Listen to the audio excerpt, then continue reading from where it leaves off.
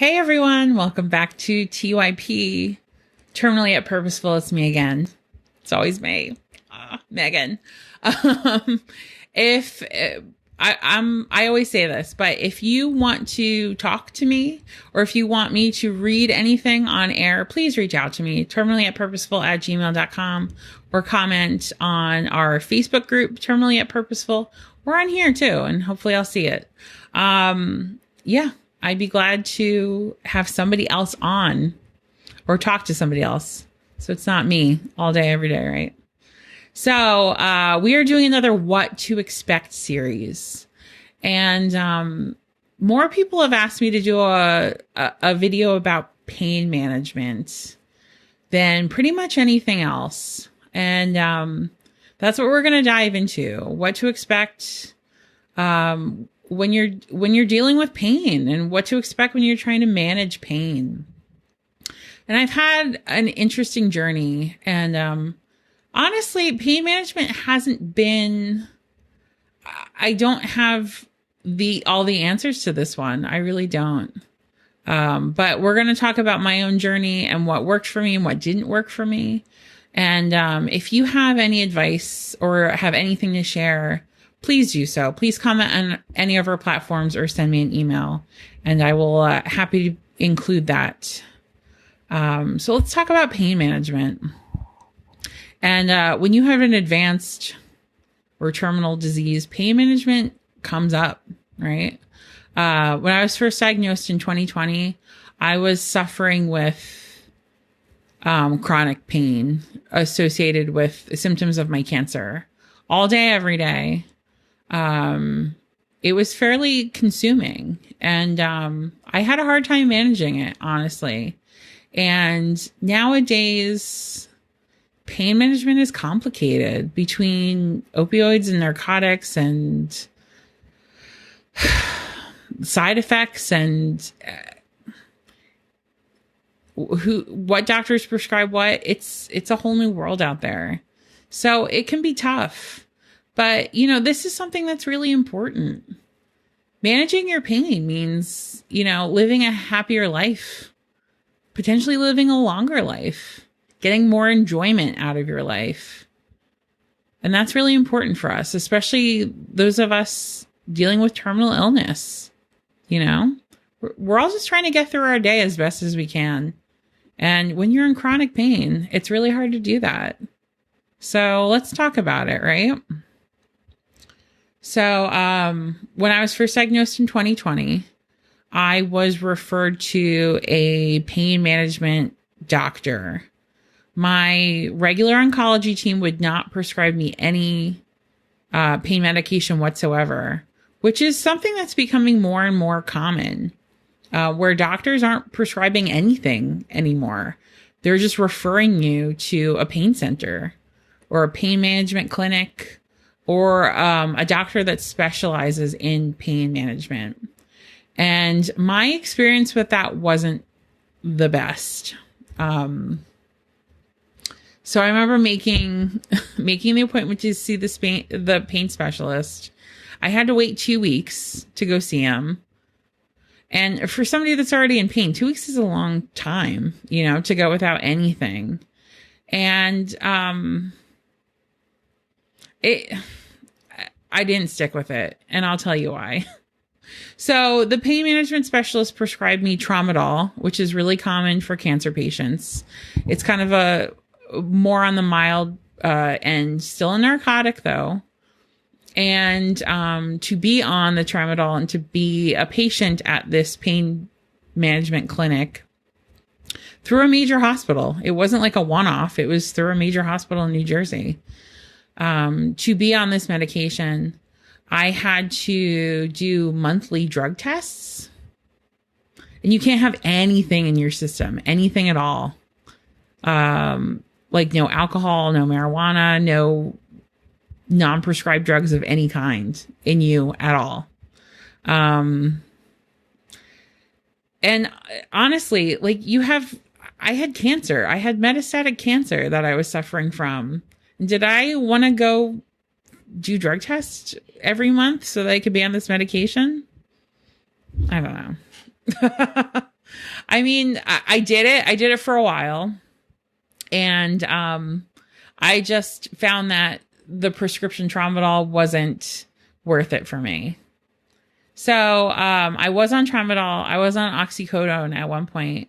And, you know, they're helpful. But honestly, when it comes to narcotic pain relievers, I have more experience with tramadol than anything else. I would say. So I was on tramadol for a while, and it eased my pain. It didn't get rid of it. I still had pain on a daily basis. It was just a little bit more bearable. You know, and it was disappointing, and I didn't like the side effects. So let's dive into that a little bit. So a lot of times, when you go see a pain management specialist, they'll prescribe you, for somebody in our condition with an advanced illness, a narcotic or an opioid, oxycodone, tramadol, Percocet, Vicodin, stuff like that, all falls under that category. And there are a lot of side effects. You know, some people can't take them because of previous addictions or something like that. Side effects are you can't drive when you're taking them. I had a hard time focusing. I had a hard time being able to work while I was on narcotics. I was sleepy all the time. It made me crazy constipated, which is a very common side effect that can be really severe with people, especially, you know, cancer patients and people in our situation that are on narcotics for a long period of time really struggle with constipation. It's a big issue, actually. And that causes pain in itself. So after being on tramadol for a few months, I decided it wasn't worth it anymore and wanted to visit other areas of pain management. Some people also, and it's different kinds of pain. Like if you have a neuropathy or chronic nerve pain, some things like Lyrica or Cymbalta, different types of pain medications, they can help you.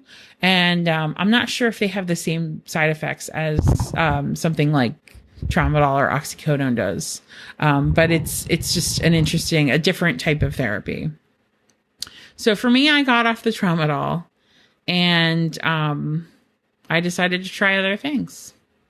So some people have really good luck with alternative treatments. That can be massage therapy, acupuncture, medical marijuana. And some people, when you say medical marijuana, some people are really for it and some people are really against it. And I mean, it's honestly your choice. But I did get a medical marijuana card. It was an interesting experience. It was fairly easy to get, but expensive. In Pennsylvania, I think it cost me $200 to get my card. And it's expensive to keep up. But what medical marijuana did for me was gave me some treatments that I could use when I was in pain that would help me out when I was nauseous or when I was in pain but still had to work. So something that would relieve my pain a little bit, but not make me so out of it that I couldn't work anymore. That kind of a thing. You know, so if you're struggling with pain and you haven't thought about medical marijuana, I would look into it or ask your doctor about it, ask a professional. Because some people really find a lot of great success with it. So don't write it off just yet, right? And also don't write off stuff like massage therapy, chiropractic care, acupuncture, because those are also very, you know, useful tools to have in your arsenal. Because when you're dealing with chronic pain, I say, you know, if it works for you and it's not hurting you, that's something, right? So for me, medical marijuana helped me get over the hump where I was in a lot of pain. It got me over the hump where I could deal with it until my treatment started really kicking in. And I started beating my cancer back a little bit. And I started becoming a little bit more functional with the pain. And I graduated into over-the-counter pain relievers after that, which for me is a lot of times when you're on chemotherapy or infusion treatments, over-the-counter medications like ibuprofen and aspirin aren't great for you. So ask your doctor, because blood thinners and NSAIDs and stuff like that, not always a good idea. So for me, I had to take Tylenol. I relied heavily on Tylenol, not too much though, because I have essentially a liver cancer, right? And Tylenol is not great for your liver. So Tylenol in moderation. And honestly, I relied really heavily on heating pads and topical solutions, stuff like that. I would say for a year and a half, I was tethered to a heating pad because it gave me relief. I had a lot of pain in my midsection, and I had a CDs, which is a fluid buildup that's kind of uncomfortable. And, everywhere I went, I just took a heating pad with me and sat next to an outlet. And it wasn't great, but the heating pad worked. I mean, nothing relieved my pain sooner with essentially zero side effects than the heating pad. So, you got to do what you got to do, right?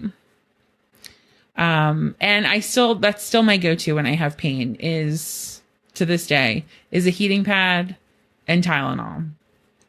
And I'm in a lot less pain than I used to be, but it still comes and goes, especially after treatment. It's all midsection pain or lower back pain. That's generally what a lot of bile duct cancer patients deal with, is kind of, because we have an organ cancer, essentially. All your organs are in here. So that's where our pain is. So, that was pain management for me. I didn't have the best experience, but, if you're going through it, I understand. It's not easy.